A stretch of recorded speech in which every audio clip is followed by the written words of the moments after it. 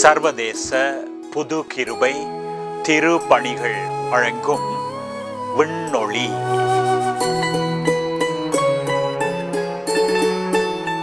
ஆண்டவராகிய இயேசு கிறிஸ்துவின் இனிய நாமத்திலே உங்கள் ஒவ்வொருவருக்கும் அன்பு வாழ்த்துக்கள் கூறி மற்றும் ஒரு விண்ணொளி நிகழ்ச்சிக்கு உங்களை அழைக்கிறேன்.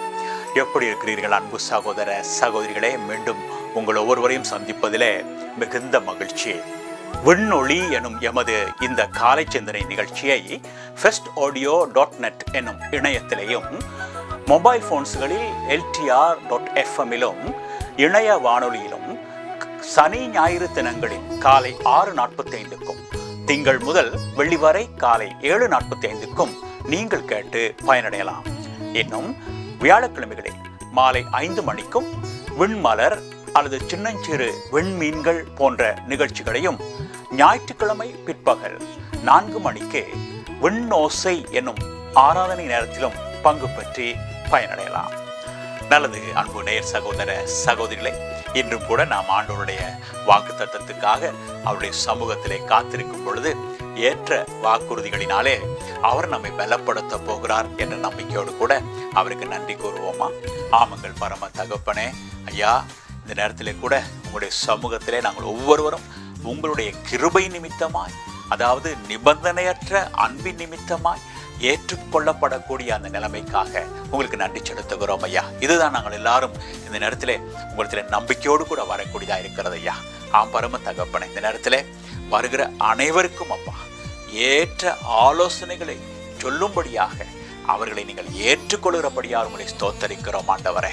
அதாவது தகப்பனே, வாழ்க்கையில எப்படி முன்னோக்கி போவதென்று தெரியாமல் தடுமாறி கொண்டிருக்கிற ஒவ்வொருவருக்கும் ஆண்டவரே, இதுதான் வழி என்று சொல்லி எங்களுக்கு சொல்லித்தர நீங்கள் ஆயத்தமாக இருப்பதற்காய் உங்களுக்கு நன்றி செலுத்துகிறோம் பரம தகப்பனே. ஆமாப்பா, அவர்கள் இந்த நேரத்திலே எல்லா காரியங்களையும் முயற்சித்து பார்த்து விட்டார்கள். ஆனால் எதுவுமே பயனளிக்காத ஒரு நிலைமை நடுவிலே இப்பொழுது உங்களை மட்டுமே நம்பி உங்களுடைய பாதத்திலே வருகின்ற அடியார்களை நீங்கள் பொறுப்பேற்று நடத்த போகிறதற்காய் உங்களுக்கு நன்றி கூறி இவர்கள் யாவரையும் உங்களுடைய கரத்திலே ஒப்புக் கொடுத்து இந்த காரியங்கள் அனைத்தையும் எங்களுடைய ஆண்டவராகிய இயேசுவின் நாமத்திலே நாங்கள் எதிர்பார்த்து நிற்கிறோம் எங்கள் நல்ல பிதாவே.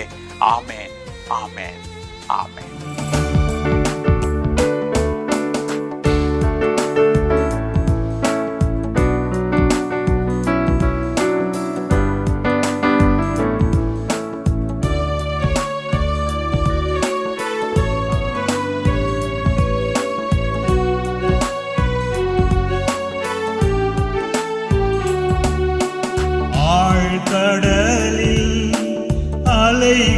அலைகளினால் அசையும் போது என் படகில், ஆழ்கடலில் அலைகளினால் அசையும் போது என் படகில் ஆத்ம நண்பன் இயேசு உண்டு, சாய்ந்திடுவேன் அவர் மார்பில். ஆத்ம நண்பன் இயேசு உண்டு, சாய்ந்திடுவேன் அவர் மார்பில். ஆமன் சகோதர சகோதரிகளே, ஆண்டவருடைய வசனத்தை நாம் தியானிக்கும் பொழுது அங்கே வரக்கூடிய அந்த ஆறுதல், அந்த சமாதானம், அந்த சந்தோஷம் நிச்சயமாகவே அது அவர் உண்மையானவர், அவர் இருக்கின்றார் என்பதை நமக்கு நினைப்பூட்டுகின்றது அல்லவா? ஏனென்றால் அப்படிப்பட்ட ஒருவருடைய வார்த்தை தான் நம்மை ஆறுதல் படுத்த முடியும். ஆகவே நிச்சயமாகவே அவர் வாழ்கின்றார், அவர் இன்றைக்கும் இருக்கின்றார். ஆகவே அவரிடத்திலே நாம் நம்பிக்கையோடு கூட வரலாம். சரி, இன்றைக்கும் அவருடைய வாக்கு தத்தம் என்னவென்று பார்ப்போமா? இன்றைக்கும் எரேமியா 17ஆம் அதிகாரம் 7ஆம் வசனத்தை நாம் பிரதானமான வசனமாக எடுத்துக்கொள்ள போகிறோம். ஆனால் 8வது வசனத்தையும் நான் உங்களுக்கு வாசிக்க போகின்றேன். என்று சொன்னால் இந்த 2 வசனமும் ஒரு தொடர்புள்ளதான வசனமாயிருக்கின்றது. எரேமியா 17 7ஆம் வசனம் 8ஆம் வசனம். கர்த்தர் மேல் நம்பிக்கை வைத்து கர்த்தரை தன் நம்பிக்கையாக கொண்டிருக்கிற மனுஷன் பாக்கியவான். அவன் தண்ணீர் அண்டையிலே நாட்டப்பட்டதும் கால்வாய் ஓரமாக தன் வேர்களை விடுகிறதும் உஷ்ணம் வருகிறதை காணாமல் இலை பச்சையா இருக்கிறதும், மழை தாழ்ச்சியான வருஷத்திலும் வருத்தமின்றி தப்பாமல் கனி கொடுக்கிறதுமான மரத்தை போலிருப்பான். ஒரு மரத்துக்கு இங்கே இந்த மனிதன் ஒப்பிடப்பட்டிருக்கிறான். யாரவன்? கர்த்தரை அல்லது கர்த்தர் மேல் நம்பிக்கை வைத்து கர்த்தரை தன் நம்பிக்கையாக கொண்டிருக்கிற அந்த மனுஷன். மீண்டும் ஒரு முறை வாசிக்கிறேன். எரேமியா 17:7-8. கர்த்தர் மேல் நம்பிக்கை வைத்து கர்த்தரை தன் நம்பிக்கையாக கொண்டிருக்கிற மனுஷன் பாக்கியவான். அவன் தண்ணீர் அண்டையிலே நாட்டப்பட்டதும் கால்வாய் ஓரமாக தன் வேர்களை விடுகிறதும், உஷ்ணம் வருகிறதை காணாமல் இலை பச்சையாய் இருக்கிறதும், மழை தாழ்ச்சியான வருஷத்திலும் வருத்தமின்றி தப்பாமல் கனி கொடுக்கிறதுமான மரத்தை போலிருப்பான். அன்பு சகோதர சகோதரிகளே, இதைவிட ஒரு விளக்கமான ஒரு காரியம் இந்த உலகத்தில் எதுவுமே இருக்க முடியாது. அதாவது கர்த்தரை நாம் நம்பும் பொழுது, அவரை நாம் விசுவாசிக்கும் பொழுது, அவருக்கு நாம் ஒப்பு கொடுத்து வாழ்ந்திருக்கும் பொழுது நாம் எப்படிப்பட்டவர்களாக காணப்படுவோம் என்று இங்கே நமக்கு ஒரு வாக்குத்தத்தம் கொடுக்கப்பட்டிருக்கிறது. அதாவது கர்த்தர் மேல் நம்பிக்கை வைத்து அவரை தன்னுடைய நம்பிக்கையாக கொண்டிருக்கிற மனுஷன் பாக்கியவான். பாக்கியவான் என்று சொல்லும் பொழுது அவன் ஆசீர்வதிக்கப்பட்டவனாயிருப்பான், அவன் சந்தோஷமானவனாயிருப்பான், அவனிடத்திலே சமாதானம் காணப்படும், அவன் வெற்றியோடு கூட காணப்படுவான், அவன் ஆரோக்கியமாயிருப்பான். இப்படி எத்தனையோ அர்த்தங்களை நாம் சொல்லலாம் இந்த பாக்கியவான் என்ற அந்த வார்த்தைக்கு. ஆனால் இவையெல்லாம் எதனாலே வருகிறது? அவன் கர்த்தர் மேல் தன்னுடைய நம்பிக்கையை வைத்தபடினாலே. பாருங்கள், சில நேரத்தில் நம்முடைய நம்பிக்கை தளர்ந்து போகலாம். ஆனால் நாம் யார் மீது நம்பிக்கை வைத்திருக்கிறோமோ அவர் உண்மையுள்ளவராயிருப்பார். இதைத்தான் சில நாட்களுக்கு முன்பதாக கூட நாம் பார்த்தோம் அல்லவா? அன்பு சகோதர சகோதரிகளை, எப்பொழுதுமே யார் மீது நீங்கள் நம்பிக்கை வைத்திருக்கிறீர்கள் என்று அவரையே நீங்கள் நோக்கி பாருங்கள். உங்களுடைய நம்பிக்கையின் மீது நம்பிக்கை வைக்காதீர்கள்.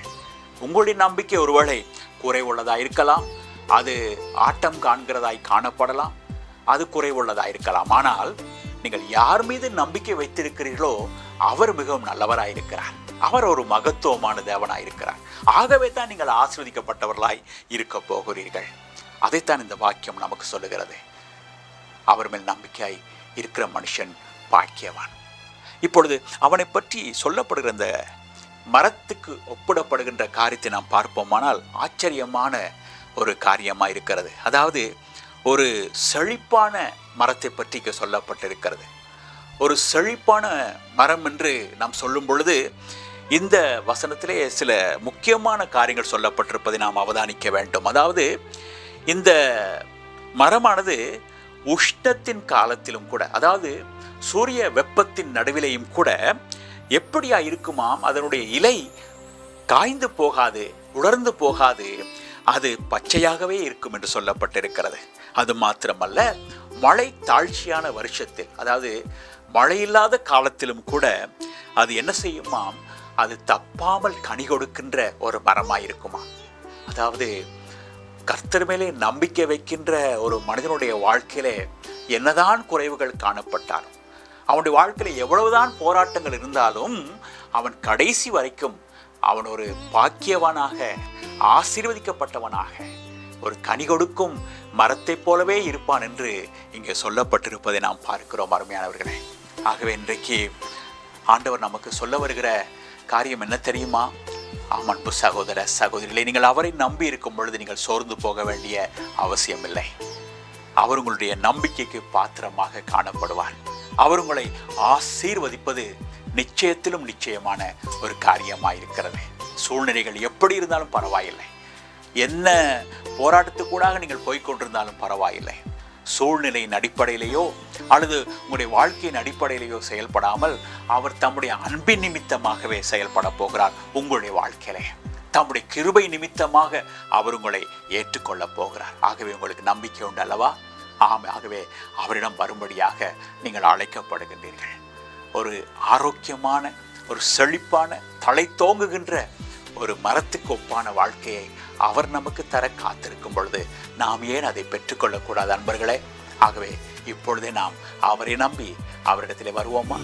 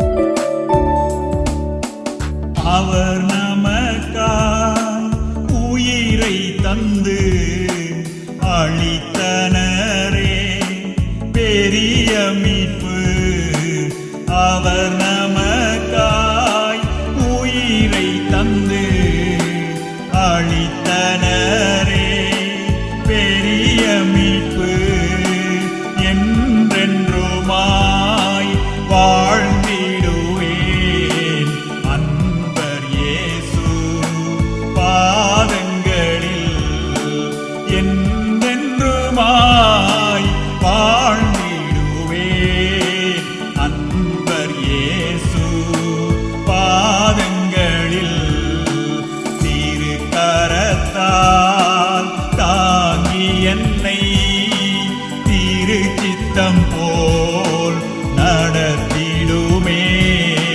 திரு கரத்தால் தாங்கி என்னை திரு சித்தம் போல் நடத்திடுமே. குயவன் கையில் களிமண்ணாம் அனுதினம் நீர் வணைந்திடுமே. குயவன் கையில் களிமண்ணாம் அனுதினம் நீர் வணைந்திடுமே.